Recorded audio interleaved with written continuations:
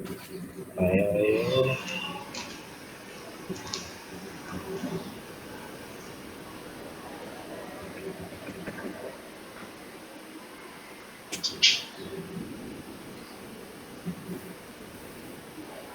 Itu masih nyalain deh.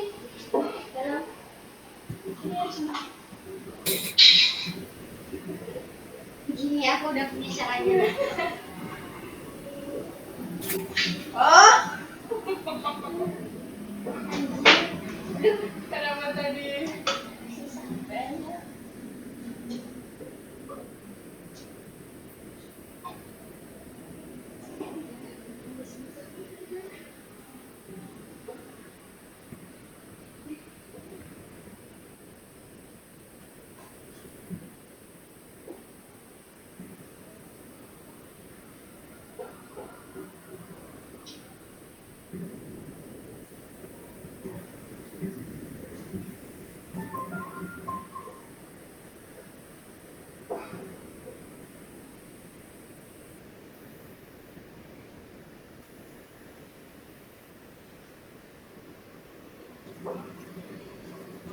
Keempat sekarang.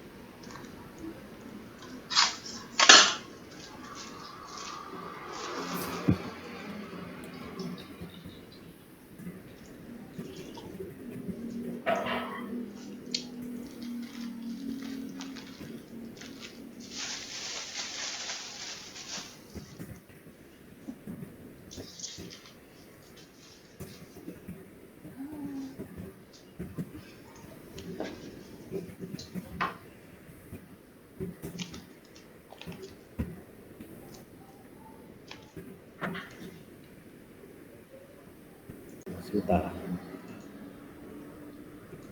Ini nih. Ini nih.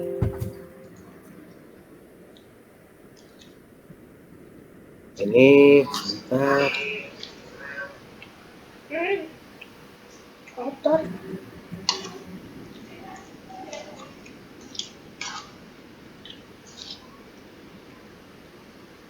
Nah, kemarin kita bicarakan ini proses komunikasi itu. Di sini ada sender, ada receiver ya, komunikator, ada komunikan. Kemudian di sini menyampaikan pesan, ada 3. Kalau kita merujuk kepada formula Laswell ya, yang konon sering digunakan di mana-mana, itu ada 5 unsur ya. Komunikator di sini, ada pesan di sini, ada komunikan ya. Dan di sini dikatakan who, say what, with what, in which channel, kemudian to whom itu who yaitu siapa yang berbicara, yaitu komunikator. Kalau dalam hal ini tadi sender ya, kemudian kalau begini sendernya, komunikator ini sender ya. Nah, kemudian say what ya, say what ini mengatakan apa, itu namanya pesan ya. Say what mengatakan apa. Kemudian to whom ini receiver ya, receiver ini adalah komunikannya ya. Itu seperti itu.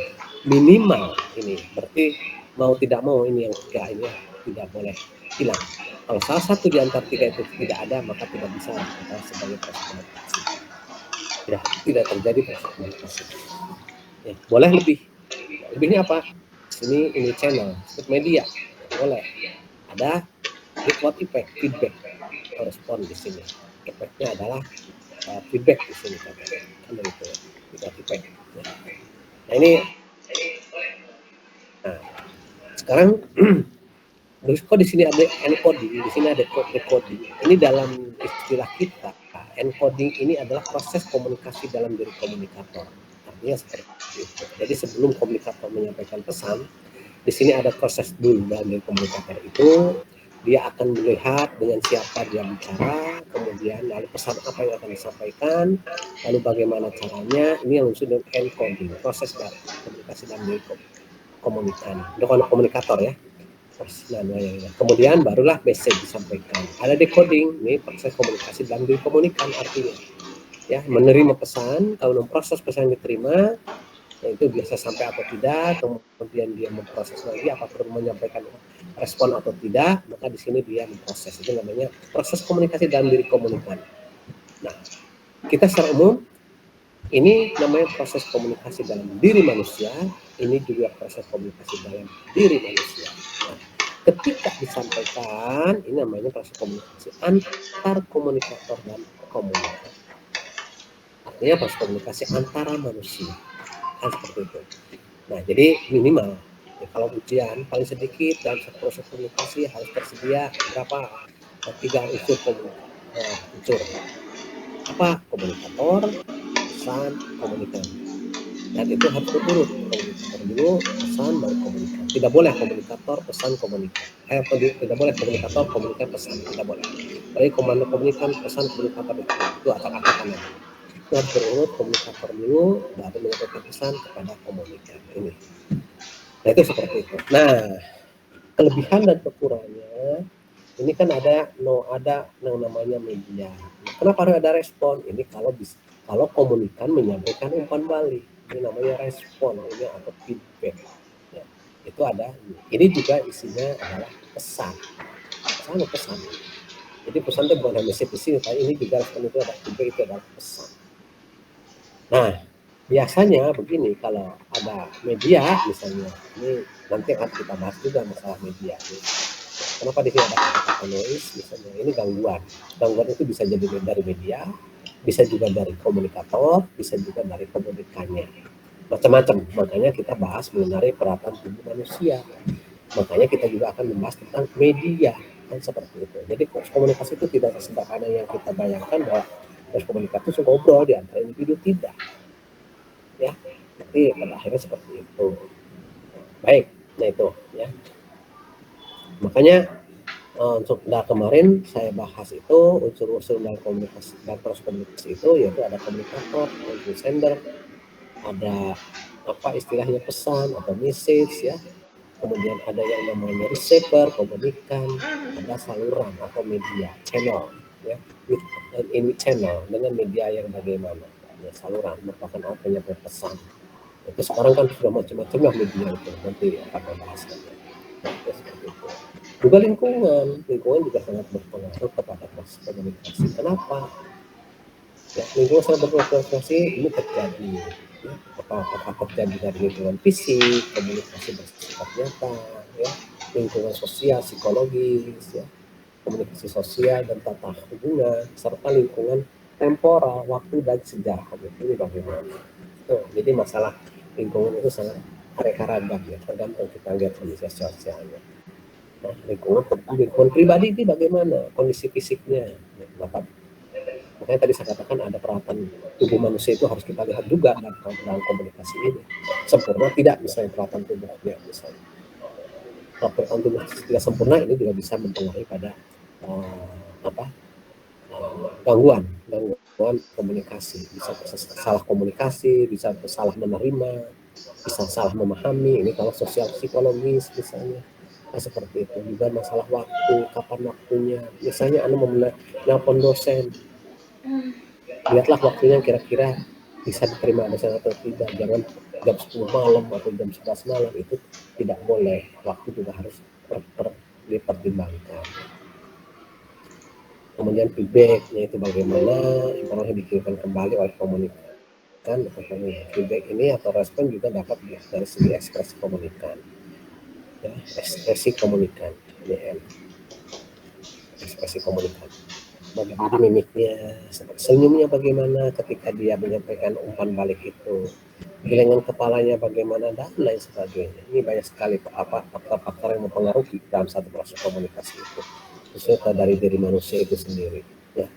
Kemudian ini noise, ya, gangguan, ya. Ini merupakan sesuatu yang menghalangi pesan yang tersampaikan, ya, itu seperti itu.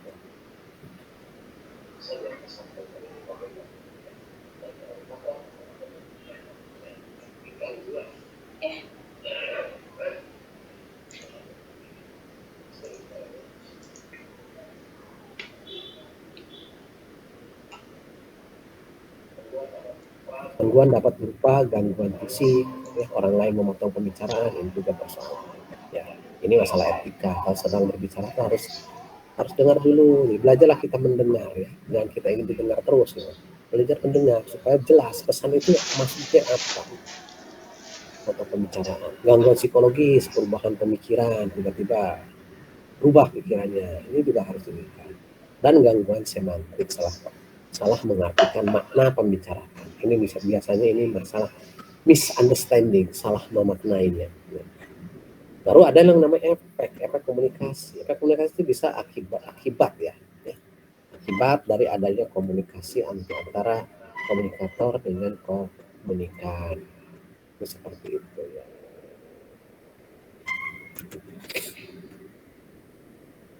Komunikator dengan komunikan, seperti yang terjadi pada perkuliahan misalnya. Ini efeknya. Di mana terjadi efek komunikasi berupa pemahaman mahasiswa atas materi yang bisa ada salah memahami atau bagaimana. Ini efek komunikasi.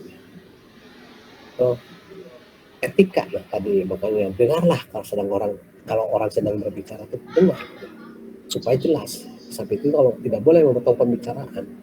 Karena ini kita harus lihat ada batasan-batasan etiknya dalam komunikasi itu, ya, sesuai dengan norma dan aturan yang berlaku.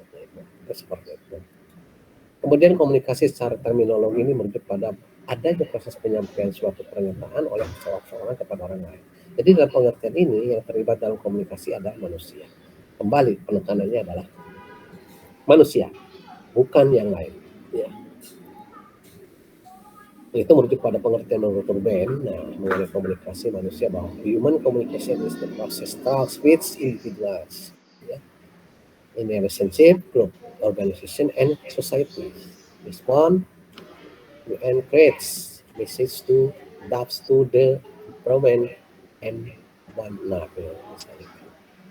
Maksudnya kan seperti bahwa komunikasi manusia ada proses yang melibatkan individu-individu dan suatu hubungan, kelompok, organisasi, dan lain sebagainya. Ya. Nah, itu kalau kita lihat materi yang lalu yang saya bahas, ya.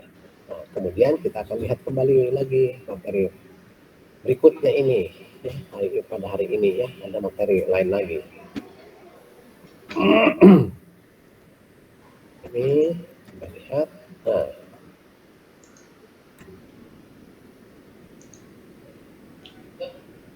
ini.